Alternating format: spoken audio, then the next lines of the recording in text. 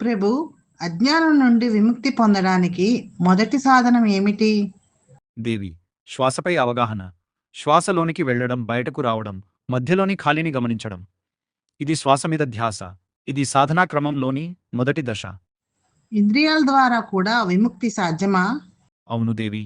ఇంద్రియాలు అంటే కళ్ళు, ముక్కు, చెవులు, నాలుక, శరీరం. ఇప్పుడు అవి ఏమి పనులు చేస్తాయో చూద్దాం. కళ్ళు చూస్తాయి, ముక్కు వాసన గ్రహిస్తుంది, చెవులు శబ్దాన్ని వింటాయి, నాలుక రుచిని చూస్తుంది.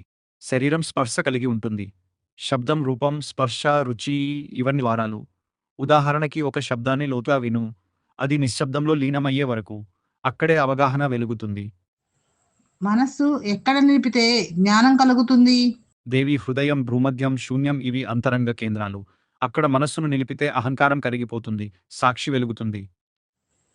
మంత్రం, నాదం ద్వారా ఎలా జ్ఞానం పొందగలం?